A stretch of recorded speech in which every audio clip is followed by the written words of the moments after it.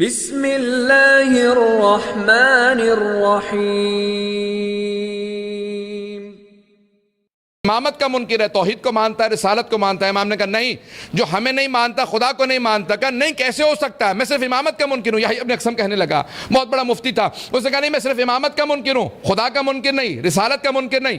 میں اللہ کی توحید کو مانتا ہوں، رسول خدا کی رسالت کو مانتا ہوں، صرف آپ کا منکر ہوں، امامت کا منکر ہوں۔ امام نے کہا نہیں، تو ہمارا نہیں، خدا کا منکر ہے، کیونکہ میں نے نہیں کہا مجھے مانو، خدا نے کہا اسے مانو۔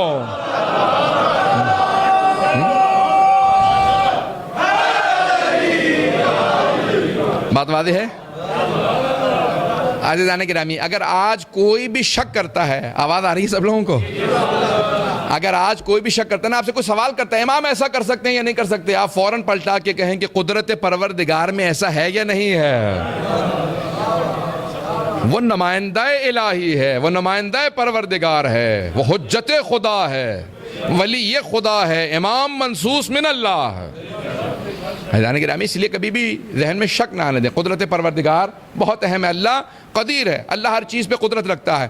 اب اس نے جس کو اپنا ولی بنایا، عزیزان گرامی، جب وہ فرشتے کو چن لے تو فرشتے میں اتنی قدرت، اور جو اللہ کا نمائندہ ہو، جس کا وہ فرشتہ بھی خادم ہو۔ اس لیے عزیزان گرامی، کبھی بھی ذہن میں شبہ نہ آنے دیں، قدرت پروردگار بہت وسیع، اور اس نے اپنا نمائندہ بنایا ہے۔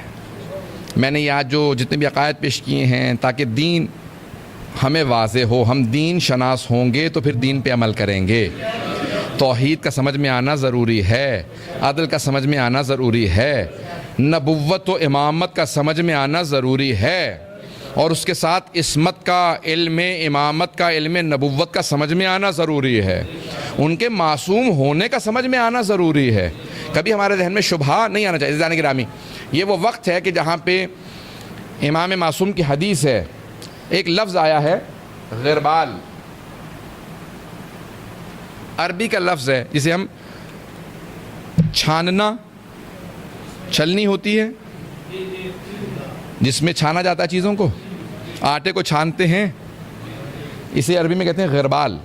چھٹے امام کی حدیث ہے، آخری زمانے میں ہمارے شیعوں کو چھانا جائے گا۔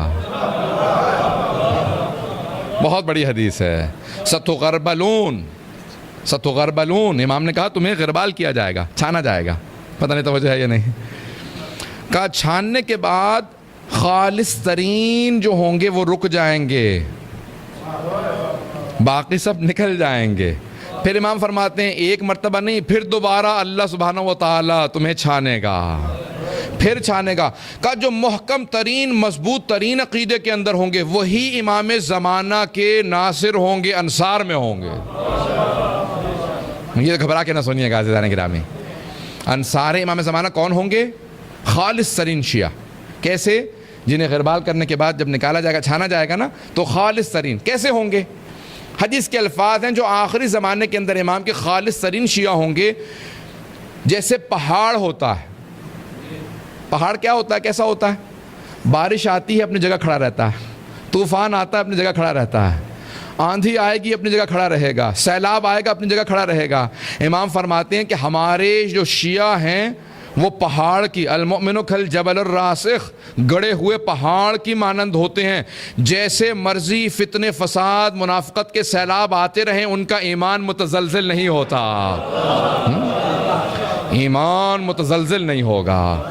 بڑے بڑے سیلاب آئیں گے، لوگوں کے ایمان بہہ جائیں گے، جن کا ایمان مضبوط و محکم ہوگا، کچھ بھی ہو جائے دنیا کے اندر ان کا ایمان متزلزل نہیں ہوگا۔ وہ نہ توحید کا انکار کریں گے، نہ نبوت کا، نہ ہماری ولایت و امامت کا، نہ آخرت کا۔ کہ وہی وہ ہوں گے جو امام کے انصار میں ہوں گے۔ عزیزان گرامی، پتہ نہیں بات واضح ہے یا نہیں ہے؟ اس سے پہلے کہ میں آپ کو 10 منٹ دوں گا کہ آپ لوگ سوالات کریں آخر میں، لیکن اس سے پہلے میں چند مطالب پیش کرنا چاہتا ہوں۔ یہ جتنے سوالات ہیں قدرت پروردگار پہ ہیں، سب کی توجہ ہے؟ یہ جتنے سوالات ہیں، آیا آج امام زمانہ غیبت میں ہیں؟ کتنے سو سال سے؟ 1100 سال سے زیادہ ہو چکا۔ ایک آدمی آیا اتنی طویل مدت غیبت میں رہ کے زندہ رہ سکتا ہے؟ عزیزان گرامی، دوبارہ سوال قدرت پروردگار پہ ہے۔ آیا خدا کسی کو اتنا لمبا زندہ رکھ سکتا ہے؟ قرآن ہی کے اندر کتنے انبیاء کی مثالیں موجود ہیں۔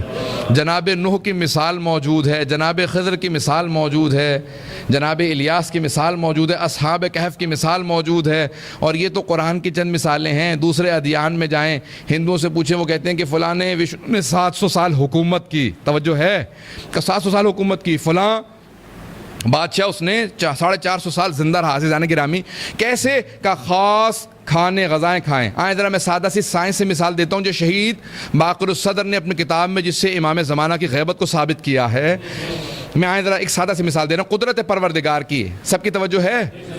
قدرت پروردگار کتنی وسیع ہے، جس کو وہ اللہ کی حجت ہے، جو اللہ کا نمائندہ ہو، اسے اللہ کیوں باقی نہیں رکھے گا؟ کیوں؟ بقیت اللہ خیر لکم ان کنتم مؤمنین، اگر تم مومن ہو تو اللہ کا جو باقی رکھا ہوا بقیت اللہ ہے وہ تمہارے لیے خیر ہی خیر ہے۔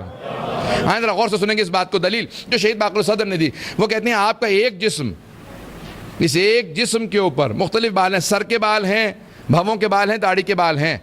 سر کے بال بڑھتے رہتے ہیں، جھڑتے رہتے ہیں، سفید ہو جاتے ہیں، بھووں کے بال وہیں پہ رہتے ہیں۔ کھال ایک، انسان ایک، غذا ایک، وہی پروٹین، وہی کاربوہائیڈریٹ، وہی کیلشیم، تمام کی تمام غذائیات وہی انسان کھا رہا ہے، وہی خون، وہی کھال، لیکن بھووں کے اوپر اثر اور ہے، سر پہ اثر اور۔ کہ جب ایک جسم پہ دو طرح کے بالوں کے دو آثار ہیں تو دو جسموں پہ دو وجود میں ایک معصوم ہے، مقدس ہے، پاک ہے، دوسرا گنہگار ہے، دو اثر کیوں نہیں ہو سکتے؟ کہا تو قدرت پروردگار کے دو اثر کیوں نہیں ہو سکتے؟ عزیزان گرامی، بڑے بڑے علماء نے، سائنسدانوں نے آج جتنا کچھ لکھا ہے قدرت پروردگار پہ، کہ آج صاحب الزمان اگر قدرت پروردگار کا نمونہ دیکھنا ہے تو پھر امام زمان علیہ السلام جب ظہور کریں گے تو پھر آپ کو تصور ہوگا۔ عزیزان گرامی، تو یہ قدرت ایک ایسا امر ہے خداوند متعال کی کہ جس کا انکار نہیں کیا جا سکتا، اور جتنے بھی منکران خدا ہیں وہ قدرت ہی سے ساری کی ساری توحید سے جو عدولی کرتے ہیں، توحید سے دور ہوتے ہیں، وہ قدرت ہی کا انکار کرنے کے بعد دور ہوتے ہیں۔ اگر ہم قدرت کو سمجھ لیں تو کوئی بھی چیز ہمیں سمجھ میں آ جائے گی جو توحید سے متعلق ہو، اور اگر ہمیں قدرت سمجھ میں نہ آئے، دوسری دو صفات جلیلی پیش کر دوں اور پھر میں آپ کو سوالوں کا موقع دوں گا۔ دو اور صفات ہیں پروردگار کے جن کا سمجھنا بہت ضروری ہے۔ قدرت، ایک میں نوجوانوں کے لیے جلدی سے ایک مثال دے دوں، ایک واقعہ سنا دوں، اور پھر انشاءاللہ تاکہ نوجوانوں کو بات واضح ہو جائے، کیونکہ اس وقت نوجوان اور بچے کافی آ گئے ہیں۔